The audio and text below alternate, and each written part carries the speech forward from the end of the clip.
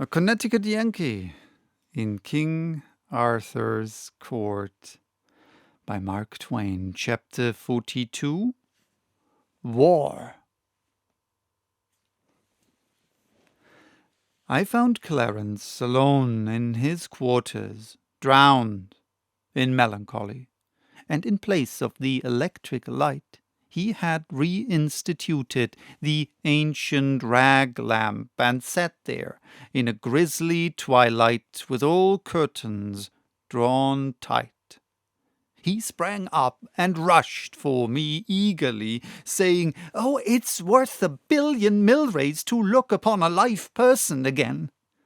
He knew me as easily as if I hadn't been disguised at all, which frightened me. One may easily believe that. "Quick now, tell me the meaning of this fearful disaster," I said. "How did it come about?" "Well, if there hadn't been any Queen Guinevere, it wouldn't have come so early, but it would have come anyway. It would have come on your own account, by and by. By luck, it happened to come on the Queen's." "And Sir Launcelot's?" "Just so. Give me the details." "I reckon you will grant that during some years there has been only one pair of eyes in these kingdoms that has not been looking steadily askance at the Queen and Sir Launcelot." "Yes, King Arthur's." "And only one heart that was without suspicion." "Yes, the King's. A heart that isn't capable of thinking evil of a friend." "Well, the King might have gone on, still happy and unsuspecting, to the end of his days, but for one of your modern improvements, the stock-board. When you left, 3 miles of the London, Canterbury, and Dover were ready for the rails, and also ready and ripe for manipulation in the stock market. It was wildcat, and everybody knew it. The stock was for sale at a giveaway.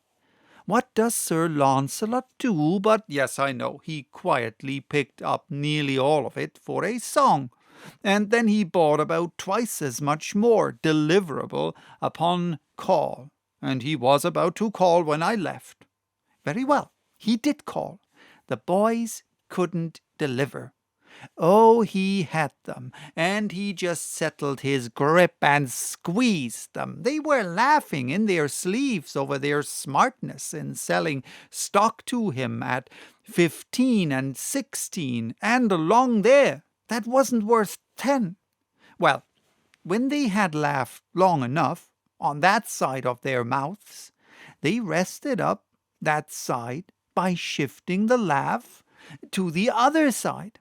That was when they comprised with the Invincible at 283. Good land! He skinned them alive, and they deserved it. Anyway, the whole kingdom rejoiced. Well, among the flayed were Sir Agravaine and Sir Mordred, nephews to the king. End of the first act. Act second, scene first, an apartment in Carlisle Castle, where the court had gone for a few days hunting. Persons present, the whole tribe of the king's nephews. Mordred and Agravaine proposed to call the guileless Arthur's attention to Guinevere and Sir Launcelot. Sir Gawain, Sir Gareth, and Sir Gaheris will have nothing to do with it. A dispute ensues with loud talk. In the midst of it, enter the king. Mordred and Agravaine spring their devastating tale upon him. Tableau. A trap is laid for Launcelot by the king's command, and Sir Launcelot walks into it. He made it sufficiently uncomfortable for the ambushed witnesses, to wit, Mordred, Agravaine, and 12 knights of lesser rank, for he killed every one of them but Mordred. But of course that couldn't straighten matters between Launcelot and the king. and didn't. Oh dear, only one thing could result. I see that. War, and the kings of the realm divided into a king's party and a Sir Launcelot's party. Yes, that was the way of it. The king sent the queen to the stake, proposing to purify her with fire. Launcelot and his knights rescued her, and in doing it slew certain good old friends of yours and mine. In fact, some of the best we ever had, to wit, Sir Bellius, le Augrelus, Sir Segvarides, Sir Griflet, le Fils de Dieu, Sir Brandil, Sir Aglovale. Oh, you tear out my heartstrings. Wait, I'm not done yet. Sir Tor, Sir Gauter, Sir Gillimer, the very best man in my subordinate 9. What a handy right fielder he was. Sir Reynolds' 3 brothers, Sir Damas, Sir Priamus, Sir Kay the Stranger, my peerless shortstop. I've seen him catch a daisy cutter in his teeth. Come, I can't stand this. Sir Driant, Sir Lambegus, Sir Hermind, Sir Pertolope, Sir Perimones, and whom do you think? Rush, go on. Sir Gaheris and Sir Gareth, both. Oh, incredible. Their love for Lancelot was indestructible. Well, it was an accident. They were simply onlookers. They were unarmed and were merely there to witness the Queen's punishment. Sir Launcelot smote down whoever came in the way of his blind fury, and he killed these without noticing who they were. Here is an instantaneous photograph of our boys got off the battle. It's for sale on every newsstand. There, the figures nearest the Queen are Sir Launcelot with his sword up, and Sir Gareth gasping his latest breath. You can catch the agony in the Queen's face through the curling smoke. It's a rattling battle picture. Indeed, it is. We must take good care of it. Its historical value is incalculable. Go on. Well, the rest of the tale is just war, pure and simple. Launcelot retreated to his town and castle of Joyous Gard and gathered there a great following of knights. The king with a great host went there, and there was desperate fighting during several days, and as a result all the plain around was paved with corpses and cast iron. Then the church patched up a peace between Arthur and Launcelot and the Queen and everybody but Sir Gawain. He was bitter about the slaying of his brothers Gareth and Gaheris, and would not be appeased. He notified Launcelot to get him thence, and make swift preparation, and look to be soon attacked. So Launcelot sailed to his duchy of Guyenne with his following, and Gawain soon followed with an army, and he beguiled Arthur to go with him. Arthur left the kingdom in Sir Mordred's hands until you should return. A king's customary wisdom. Yes, Sir Mordred set himself at once to work to make his kingship permanent. He was going to marry Guinevere as a first move, but she fled and shut herself up in the Tower of London. Mordred attacked. The Bishop of Canterbury dropped down on him with the interdict. The king returned. Mordred fought him at Dover, at Canterbury, and again at Barham Down. Then there was talk of peace and composition. Terms Mordred to have Cornwall and Kent during Arthur's life, and the whole kingdom afterward. Well, upon my word, my dream of a republic to be a dream, and so remain. Yes, the 2 armies lay near Salisbury. Gawain's head is at Dover Castle. He fell in the fight there. Gawain appeared to Arthur in a dream at least his ghost did, and warned him to refrain from conflict for a month, let the delay cost what it might.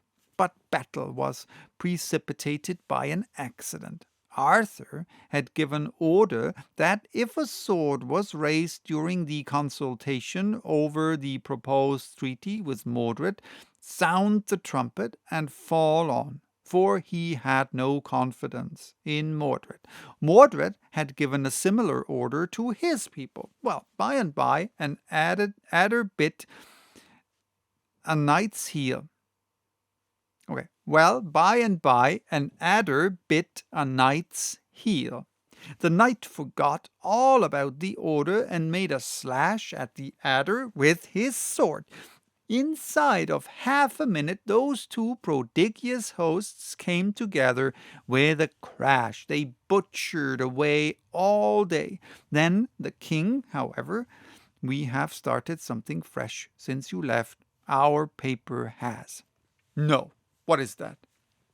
War correspondence. Why, that's good. Yes, the paper was booming right along, for the interdict made no impression, got no grip, while the war lasted. I had war correspondence with both armies. I will finish that battle by reading you what one of the boys says. Then the king looked about him, and then was he ware of all his host, and of all his good knights, were left no more on live but 2 knights. That was Sir Lucan de Butlere and his brother Sir Bedivere, and they were full sore wounded.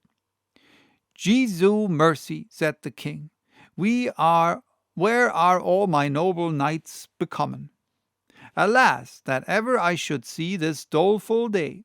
For now, said Arthur, I am come to mine end. But would to God that I wist where were that traitor Sir Mordred that hath caused all this mischief.